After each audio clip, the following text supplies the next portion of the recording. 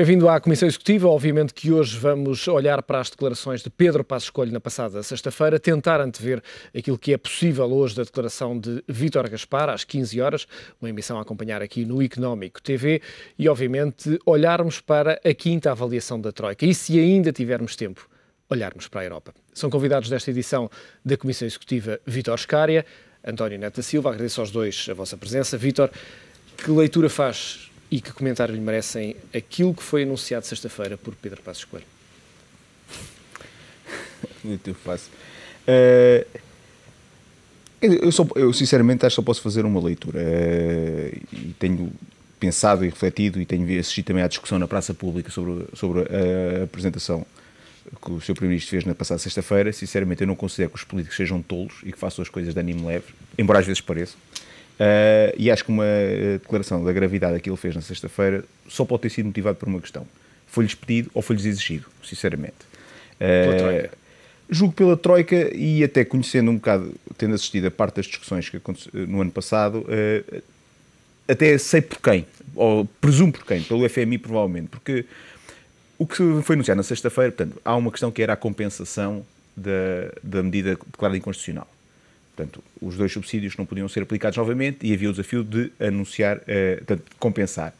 Por acaso, dizem que desde que tivesse sido comunicado à Troika, a Troika não exigia uma comunicação pública, mas o Governo entendeu fazê-lo provavelmente para valorizar a sua posição, portanto, e fez isso. Só que o que foi anunciado não foi só isso, porque o anunciar a compensação podia ter sido feito só com uma parte das medidas que foram tomadas. Também fruto, se calhar, dos problemas internos à coligação, havia aquela restrição de não poder fazer aquilo com impostos, e por isso faz com o imposto que é, embora não pareça ser, que é ir às condições para a ação social, com agravantes do ponto de vista de equidade na distribuição. Portanto, é um imposto regressivo, porque ao ser uma taxa única, aplica a mesma porcentagem a todos. E por isso penaliza mais quem menos tem, precisamente. Mas eu entendo, o mais grave não foi a compensação, que aí só tem uma pequena... Aliás, essa é uma das questões. Não é... A medida em si, globalmente feita, gera 500 milhões de euros a mais, não é isso que aumenta a parte orçamental, não é a parte orçamental que é determinante. O que está subjacente àquele anúncio é o regressar ou o retomar de uma questão que tinha sido colocada num memorando, tinha sido abandonada em agosto do ano passado e agora aparece outra vez, que é a questão da desvalorização fiscal. E é por isso que eu digo que a única motivação para isto é uma motivação que, sinceramente, me preocupa, que é porque o resto não está a correr bem. Porque não se tomaria uma medida destas um ano depois. Em maio, o FMI exigiu que a desvalorização fiscal estivesse no programa. E exigiu pelo seguinte, é público hoje, o Paul Thompson disse várias vezes, era o que ele chamava a game changing. A medida game changing, poderia alterar de facto. Portanto, porquê? O FMI e as instituições internacionais estão habituadas a fazer ajustamentos destes em países que não estão em uniões monetárias, têm uma taxa de câmbio, o instrumento típico de ajustamento instantâneo é a taxa de câmbio, valoriza-se a moeda, a economia logo automaticamente encarece os preços dos bens importados, embaratece os bens exportados, isto provoca um ajustamento externo quase instantâneo e por essa via o efeito estrutural do ajustamento da economia e da compensação do endividamento externo. Em Portugal não existia taxa de câmbio, pertencemos à União Monetária. E daí a sugestão da Troika, do FMI em particular, da Troika em geral, mas fundamentalmente do FMI, de exigir aquele elemento no nosso pacote. O que se conseguiu durante a negociação foi que aquilo não fosse vinculativo, fosse sujeito a um estudo. Em agosto, todos sabemos o que aconteceu, o Sr. Primeiro-Ministro veio dizer que os resultados dos estudos demonstravam que a medida não tinha efeito e por isso não se tomaria, porque os riscos eram elevados. Aliás, há uma súmula de um documento do Banco de Portugal, do Ministério das Finanças e do Ministério da Economia que mostra os resultados daquela. O retomar isto um ano depois só pode ter uma leitura.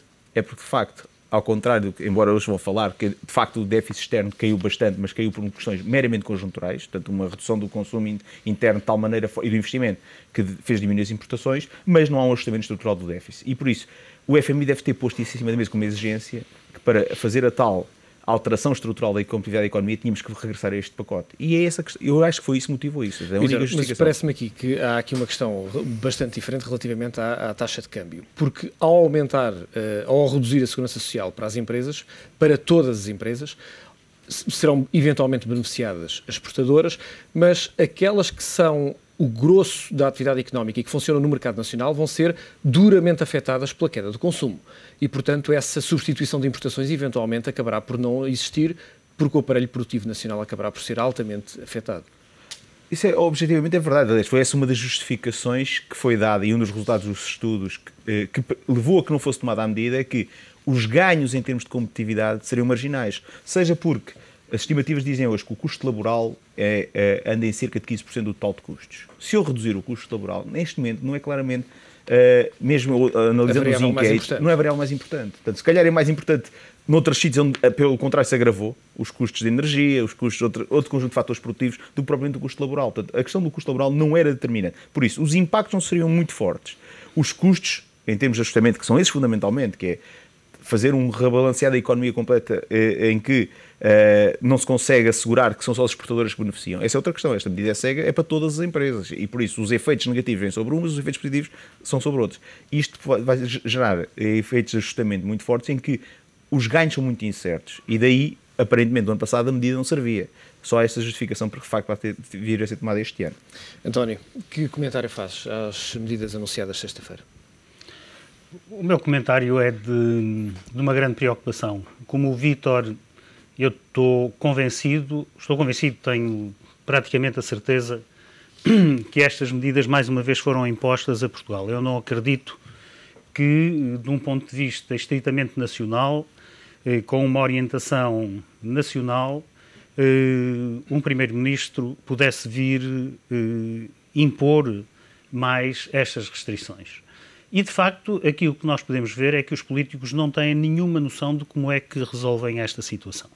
Eles não sabem como é que conseguem recuperar a economia e aquilo que eu vou dizendo, acho graça agora que muita gente no PSD e no CDS vem a repetir aquilo que nós andamos aqui a dizer há mais de 8 meses. Há mais de 8 meses que eu digo que é necessário, pura e simplesmente, fazer um perdão significativo da dívida que permita uma saída desta situação de uma crise que, sendo uma crise apenas de moeda, de dinheiro, se transformou numa crise económica precisamente porque as pessoas, os economistas estão... Eu sou economista, mas procuro ver um bocado mais à frente. Os economistas estão metidos num conjunto de vaias e não conseguem ver para além disso. Ou seja, estão habituados à taxa de juros, à imposição fiscal, à desvalorização, etc, etc. E esta medida é muito equivalente a uma desvalorização com um efeito muito pequeno.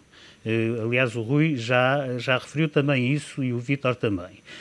Na medida em que penalizam o trabalho e fazem uma redução dos custos das empresas. É como se estivessem a desvalorizar a moeda, que não se pode desvalorizar, obviamente, porque estamos no euro, e, portanto, criassem aqui mais um balão de oxigénio para aumentar as exportações. E é, de facto, pela via das exportações que nós temos que avançar, mas também pela via do mercado interno.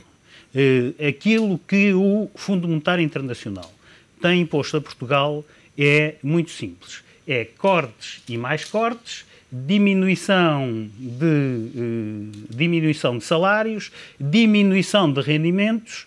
A consequência, obviamente, e eu não percebo qual é a perplexidade do Sr. Ministro das Finanças quando chega à conclusão que afinal a receita caiu muito. É evidente que quando se fazem cortes nos rendimentos, sejam do trabalho, sejam do capital, a consequência vai ser uma queda naquilo que é possível recolher em termos de impostos. Com um adicional, que é um aumento, para além da quebra na receita, um aumento muito grande nos gastos, na medida em que é preciso pagar, portanto, os subsídios de desemprego e todo um conjunto de despesas que são criadas pela diminuição da atividade económica. E, portanto, as medidas do Fundo Monetário Internacional têm uma consequência fantástica, que é criar necessidade de mais medidas de austeridade. Portanto, isto é um círculo vicioso que é preciso cortar.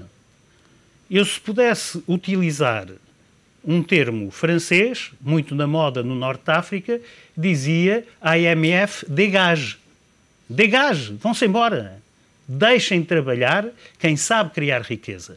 E quem sabe criar riqueza é o setor privado. E isto está aprovado, basta, de facto, comparar os níveis de liberdade económica nos países mais avançados, com maior rendimento per capita, e os níveis de liberdade económica que existem nos países que estão em dificuldade. E, portanto, só para vos dizer, a dívida nacional em função do PIB da Espanha é na ordem dos 363%, de Portugal 356%, da França 346%, da Itália 314% e da Grécia 267%. Estes são os últimos valores que eu tenho. É possível que isto tenha, portanto, piorado entretanto. Mas, se formos ver o índice de liberdade económica, por exemplo, nos Estados Unidos, o índice de liberdade económica atribui a 10ª posição aos Estados Unidos. A média da liberdade económica na União Europeia é 38, está em 38º lugar, e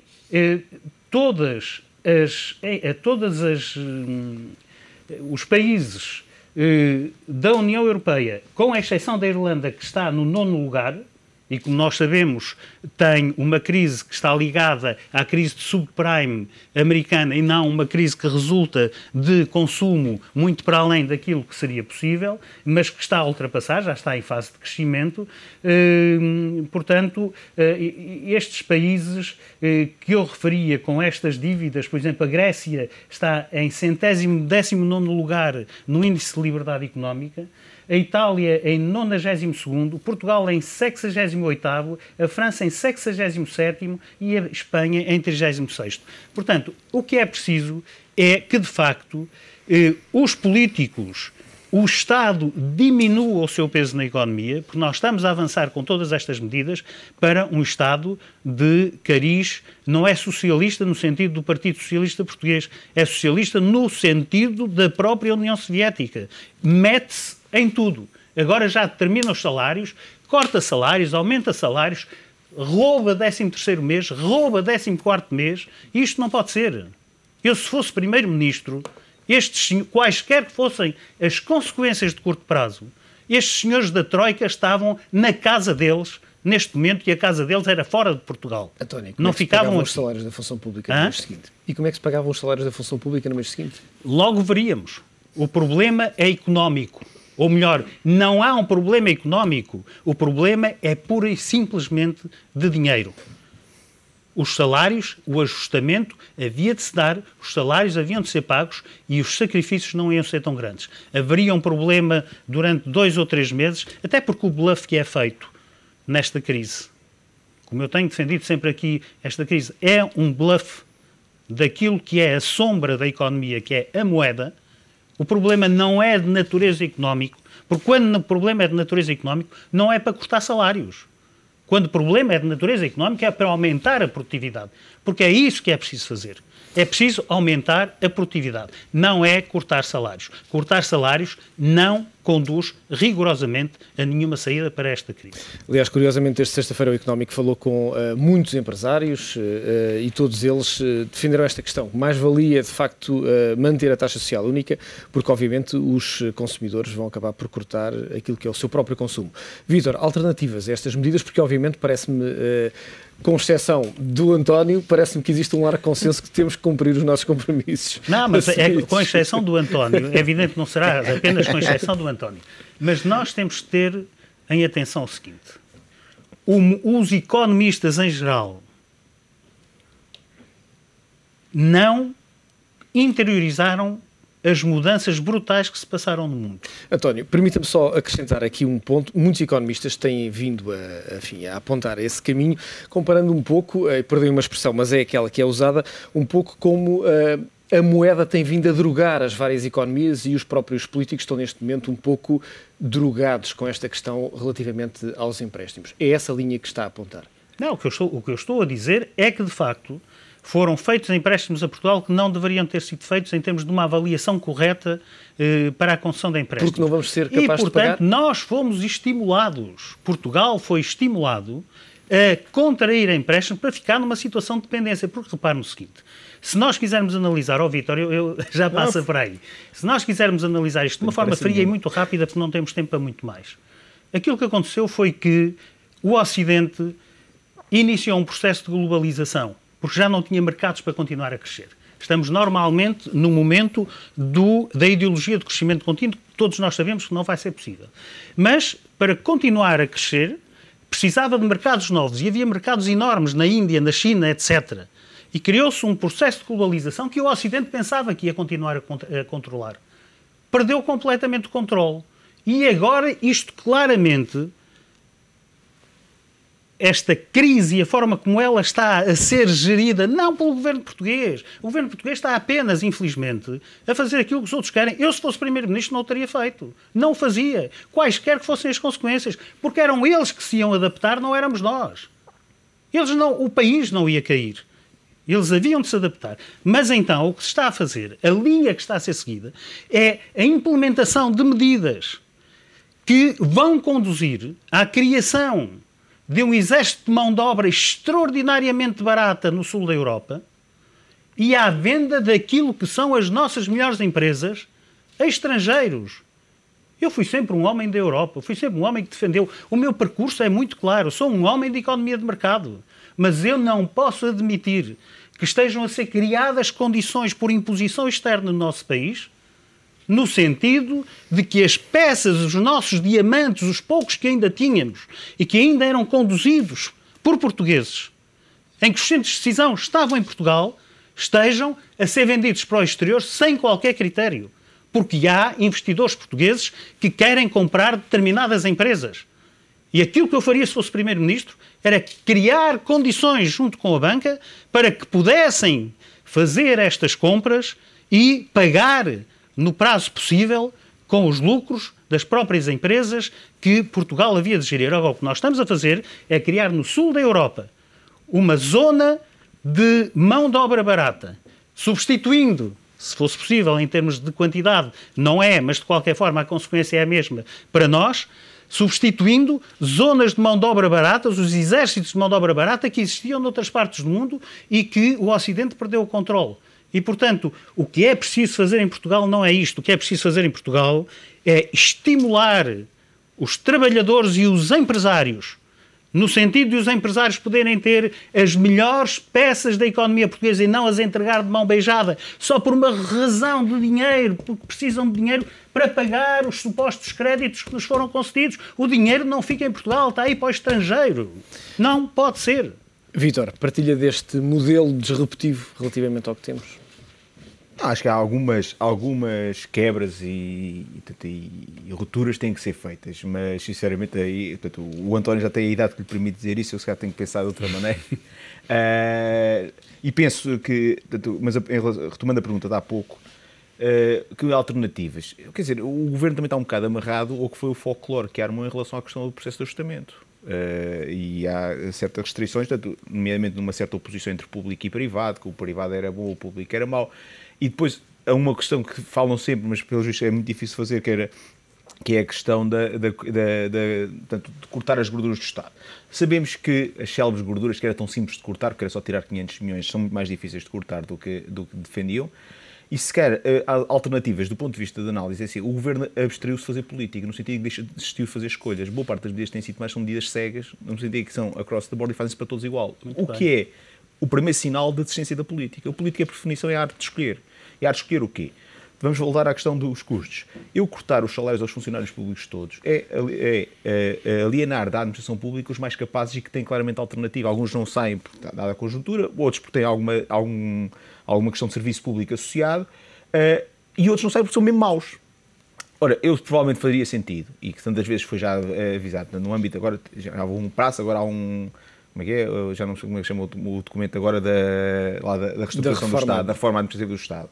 Basicamente, quer dizer, se calhar faz sentido é analisar quantas pessoas lá estão que de facto não fazem falta.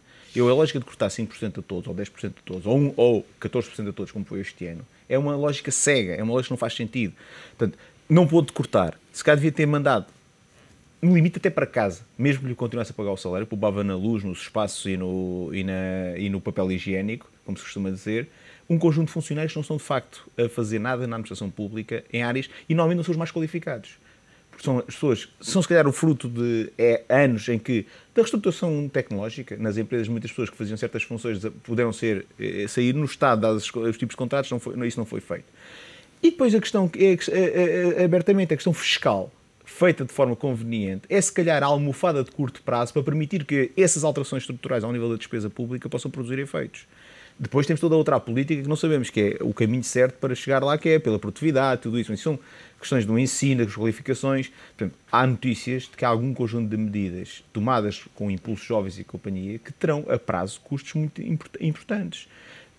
Passou-se de uma lógica de formação qualificante para uma lógica de formação ocupacional. Isto, em termos de terminologia técnica daquilo, quer dizer o quê? Em vez de ter cursos de 100 horas que dão reconhecimento de competências e dão formação verificada no mercado de trabalho, está-se em curso de 30 horas para ocupar o tempo, para não contar para a estatística. Isto a prazo vai ter uma consequência, que temos que continuar a ter jovens não qualificados, com uns cursos muito bons. Passo uma publicidade, se permite, em BIMBI, que é um dos cursos que é pago pelo Fundo Social Europeu, mas que de facto não vão aprender nenhuma profissão para o mercado de trabalho, a não ser que qualquer dia os cozinheiros utilizem as bimbis nos restaurantes.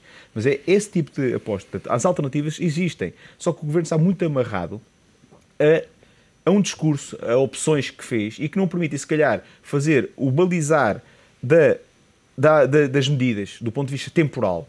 Começando a tomar medidas hoje que sabemos que não vão ter efeitos na despesa hoje, mas terão efeitos na despesa daqui a 2 ou 3 anos. Se calhar tomar medidas fiscais hoje reversíveis. E essa é uma das questões importantes em relação a impostos, é que sabemos que é muito fácil tomá-lo e depois é difícil regredir, mas quer dizer, se isto houver um plano 4, 5 anos, é mais fácil se calhar dizer que os impostos vão ter que subir isto, mas assume-se logo, e daqui a 2 anos a taxa passa para não sei quando, daqui a 3 anos passa para não sei Vítor, mais. quando fala do discurso, Pedro Passos Coelho venceu as eleições por uma série de razões, certamente, mas com um discurso que era baixar impostos, cortar a despesa, 2/3 de despesa, 1/3 receita, e também reduzir o peso do Estado na economia. Não é nada disso que está a acontecer. Não está a acontecer, até porque mesmo algumas coisas que são exclamadas redução da despesa, não são reduções estruturais da despesa. Um corte, 14º, a não ser que se aceite que era para sempre.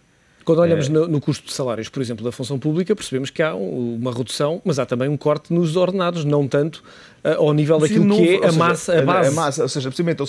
Aliás, está a correr bem, mas isso era esperado, porque essa é uma das partes que ninguém sequer ainda estima completamente, é que nós estamos a atingir agora o fim do ciclo de vida de uma geração de pessoas que foram integradas na administração pública no pós-revolução, que eram pessoas muito pouco qualificadas, muitas delas vindas das antigas colónias, que tiveram entrada, foi a paz social, foi o custo para a paz social. Quem andou nos ministérios sabe que há um conjunto de funcionários administrativos que neste momento não servem rigorosamente para nada, estão em cada secretário, em cada piso, coisa do género, que estão a chegar à idade da reforma. Portanto, há aqui um caminho que vai resolver-se por si próprio, que é, literalmente, utilizando a expressão, vai morrer. Vai morrer porque fruto do ciclo de vida.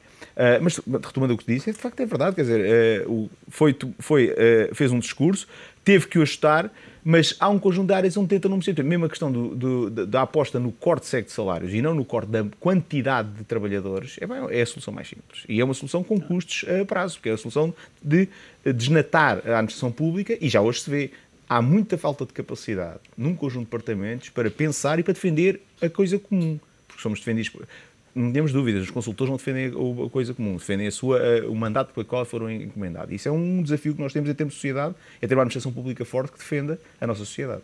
António, na última semana, desde sexta-feira passada, parece-me a mim, que não tenho a experiência e a sensibilidade que o António tem, e um conjunto de pessoas que estava muito próximo do Governo, alguns claramente apoiantes, mudaram um pouco de discurso.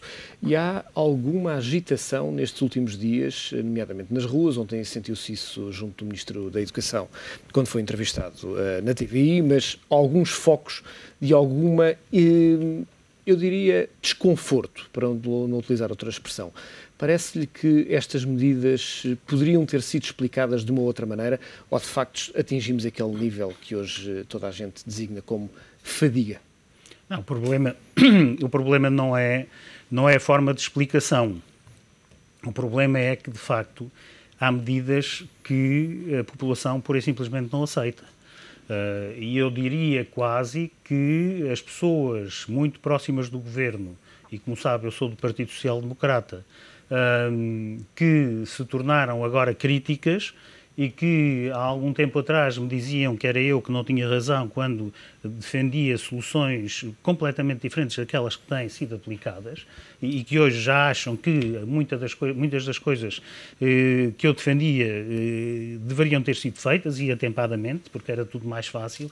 Portanto, ao fim e ao cabo, não são pessoas que estão contra o governo, são pessoas que querem ajudar o governo a perceber que um governo, o Vítor muito bem dizia, tem que fazer opções. E aqui é preciso fazer opções. É preciso não continuar este círculo vicioso que nos conduz, de facto, ao contrário daquilo que é propalado por muitos dos economistas que se sentem muito mais... Aliás, o Vítor disse... Mas não, ele disse uma coisa muito interessante. Ele disse, o António já tem idade para dizer estas coisas, eu tenho que ser mais cuidadoso. E ele tem toda a razão. Porque, eu há 8 meses, quando defendi aqui um perdão da dívida para Grécia e Portugal, eu tive grandes amigos meus que exerceram das funções mais elevadas neste país, que me diziam, António, tu não podes dizer isso, as pessoas até pensam que tu não estás bem. Era assim que me diziam, porque é muito mais fácil nós, académicos, empresários, técnicos, e particularmente quando dependemos eventualmente de outros para termos, obviamente, a nossa sobrevivência garantida, não podemos sair daquilo que antigamente se chamava o politicamente correto, mas que é o raciocínio correto, entre aspas, que está na moda. Uma vez Giscard d'Estaing disse-me no aeroporto do Porto, disse-me, António, a política é uma coisa de modas. É como aos têxteis, como ao vestuário. Há modas, num determinado momento há engineering. Depois desaparece, nunca mais... Se eu falar no engineering e vem outra coisa. A política é uma questão de modas. E nós temos este problema. É que há pessoas que pensam exatamente que é preciso uma mudança radical, que estiveram caladas porque não dava jeito ir contra aquilo que é o establishment e que hoje o nível de absorção do que está a acontecer e das consequências nefastas deste círculo vicioso de aumento da austeridade, diminuição de receitas, aumento de despesa por pagamento do benefício de emprego, etc., começam a perceber que é preciso dizer ao Governo vamos agora defender Portugal. Vítor, em 30 segundos que nos restam, teme um aumento da agitação social, ou como diria, se a memória não me trai, Pinheiro de Azevedo, para já é só fumaça? Não temo, sinceramente temo, porque o António dizia bem, quer dizer, há um acumular de medidas e acho que há linhas que, quando são ultrapassadas, dão muitas dificuldades.